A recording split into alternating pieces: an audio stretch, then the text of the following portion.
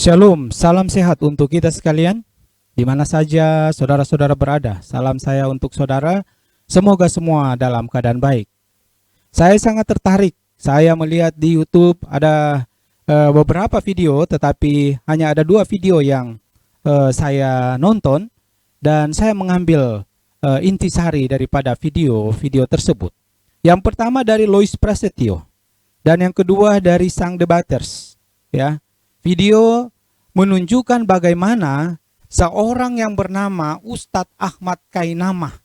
Ustadz Ahmad Kainamah menjelaskan bahwa saat ini Yesus berada di neraka. Yesus masuk neraka, bagaimana bisa menyelamatkan manusia.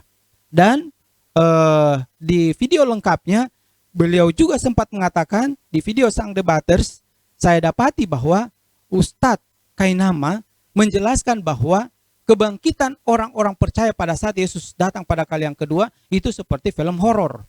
Jadi firman Tuhan itu kacau balau. Mari kita lihat ya video tentang pernyataan dari beliau mengatakan bahwa Yesus ada di neraka. Pengampunan dosa. Ini yang menjadi senjata mereka. Engkau jadi Kristen, engkau mengakui Yesus Kristus Tuhan dan Juru Selamatmu, semua dosamu diampuni, engkau masuk surga. Dijamin, gitu kan? Gitu kan? Omongannya gitu. Tidak ada agama lain yang bisa menjamin engkau pasti masuk surga. Kalau Islam itu masih insya Allah katanya. Kalau ini pasti masuk surga. Bagaimana masuk surga? Kau punya Tuhan Yesus saja masuk neraka, gimana? Kan tadi diomongin. Kau jamin orang masuk surga, pengampunan dosa. Nah Yesusnya ada di neraka, kok gimana? Ini gimana, bos? Ayolah. Nah, kita sudah saksikan video tersebut. Mari kita lihat ayat-ayat Alkitab yang menjelaskan bahwa Yesus itu tidak ada di neraka. Yesus itu ada di surga.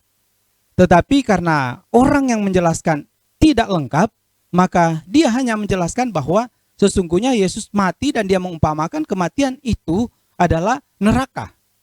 Mari kita lihat. Yang pertama, Kisah Para Rasul 1 ayat 9 sampai 11.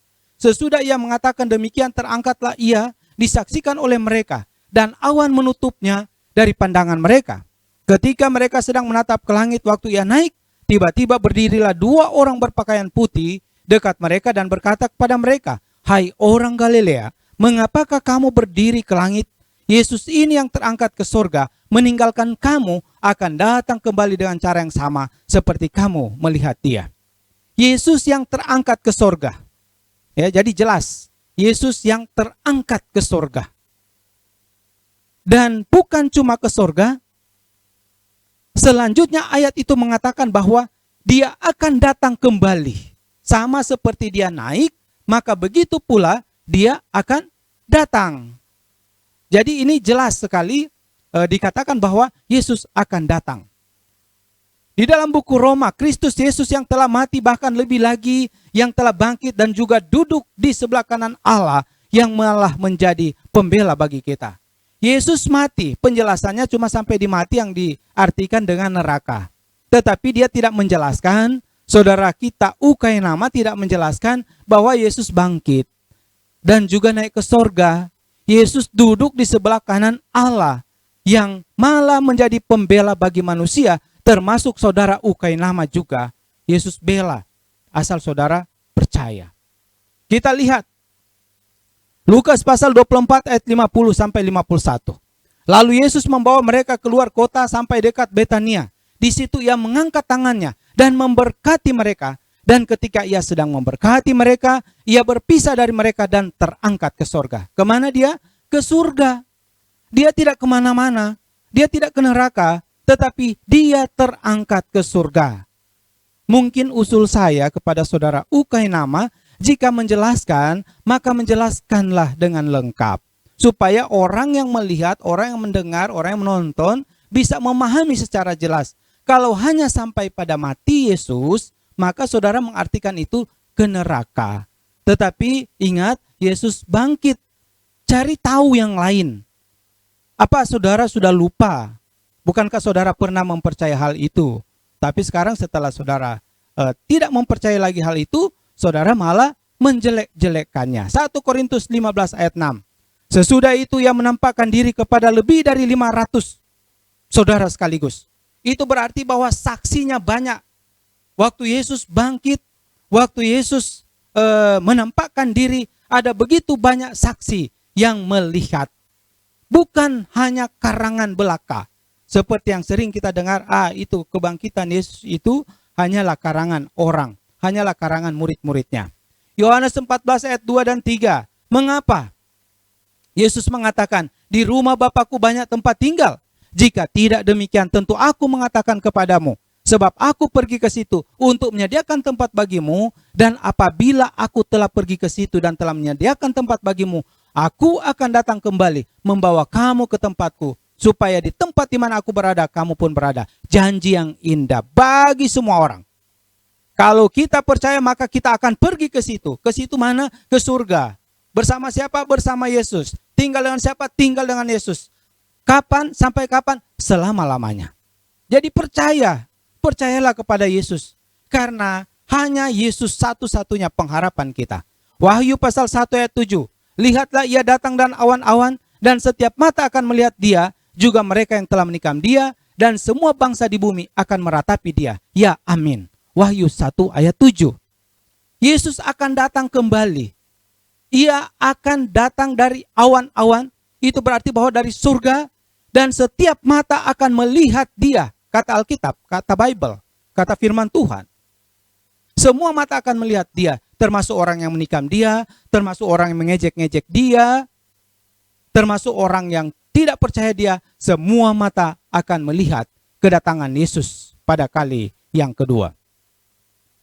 1 Tesalonika 4 ayat 16 dan 17. Sebab pada waktu tanda diberi, yaitu pada waktu penghulu malaikat berseru, dan sangkakala Allah berbunyi, maka Tuhan sendiri akan turun dari sorga, dan mereka yang mati dalam Kristus akan lebih dahulu bangkit. Sesudah itu kita yang hidup dan masih tinggal akan diangkat bersama-sama dengan Tuhan di awan-awan dan menyongsong Tuhan di angkasa. Demikianlah kita selama-lamanya bersama-sama dengan Tuhan. Ini janji yang luar biasa, janji indah, janji Tuhan bagi kita. Dia akan bersama-sama dengan kita. Dia mengangkat kita dan dia akan selamatkan kita. Kita akan tinggal bersama-sama dengan Tuhan di mana? Di dalam kerajaan sorga. Matius 24 ayat 27. Sebab sama seperti kilat memancar dari sebelah timur, melontarkan cahayanya sampai ke barat, demikian pula lah kelak kedatangan Anak Manusia. Lihat, sama seperti kilat memancar dari sebelah timur, melontarkan cahayanya sampai ke barat, demikian pula lah kelak kedatangan Anak Manusia. Siapa itu Anak Manusia? Istilah orang Kristen, Anak Manusia adalah Tuhan Yesus Kristus sendiri. Yesus datang dari mana? Dari sorga, karena dia naik ke sorga. Matius 24 ayat 36. Tetapi tentang hari dan saat tidak ada seorang pun yang tahu. Malaikat-malaikat di sorga juga tidak, anak pun tidak, hanya Bapa sendiri yang tahu. Itu adalah rahasia Tuhan.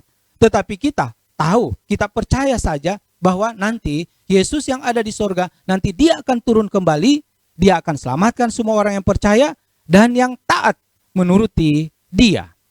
Matius 24 ayat 42. Karena itu berjaga-jagalah, sebab kamu tidak tahu pada hari mana Tuhanmu datang. Sebagai orang Kristen, kita diminta juga untuk bersedia, percaya, dan bersiap sedia waktu kedatangan Tuhan pada kali yang kedua. Berjaga-jagalah, jangan kita larut dengan dosa. Jangan kita jatuh ke dalam dosa, sehingga ketika hari itu tiba kita tidak selamat. Matius 24 ayat 37 sampai 39. Sebagaimana halnya pada zaman Nuh, demikian pula halnya kelak pada kedatangan Anak Manusia. Sebab sebagaimana mereka pada zaman sebelum air bah, makan dan minum, kawin dan mengawinkan, sampai pada hari Nuh masuk ke dalam bahtera, dan mereka tidak tahu akan sesuatu sebelum air bah itu datang dan melenyapkan mereka semua. Demikian pula halnya kelak pada kedatangan Anak Manusia. Tetapi Yesus datang pada kali yang kedua. Dia mau binasakan manusia yang tidak setia, tidak percaya kepadanya. Itu bukan dengan air bah lagi. Karena tanda pelangi, kata firman Tuhan, kata Alkitab, tanda pelangi yang ada di langit itu itu pertanda bahwa janji Tuhan, aku tidak akan membinasakan dengan air, tetapi api. Itulah yang disebut dengan neraka. Kita lanjut. Sebab anak manusia akan datang. Ini janji pasti. Anak manusia akan datang dalam kemuliaan Bapanya, diiringi malaikat-malaikatnya. Pada waktu itu, ia akan membalas setiap orang menurut perbuatannya. Jadi kita semua tidak peduli kita orang Kristen atau kita agama apa, kita akan menerima pembalasan dari Tuhan menurut perbuatan kita. Jadi mulai sekarang kita harus setia kepada Tuhan. Jadi satu-satunya tempat kita bersandar tidak ada pada yang lain, hanya ada pada Tuhan kita, Tuhan Yesus Kristus. Jadi mari kita setia kepada Tuhan, kita tetap percayai Dia, apapun yang orang katakan tentang Dia, kita tetap percaya. Karena janji Tuhan itu pasti. Tuhan tidak pernah berdusta, Tuhan tidak pernah berbohong. Saya mau katakan, Yesus Kristus saat ini berada di surga, bukan berada di neraka. Kiranya penjelasan singkat ini boleh menjadi berkat bagi banyak orang apabila telah mengikuti, telah menonton video yang sudah dibuat, yang sudah dijelaskan oleh saudara Ukainama. Jadi penjelasan singkat ini hanya berasal dari ayat-ayat Alkitab saja. Bahwa Yesus ada di surga dan Dia akan datang kembali menyelamatkan mereka yang percaya kepadanya. Tuhan Yesus memberkati kita semua. Salam sehat. Amin.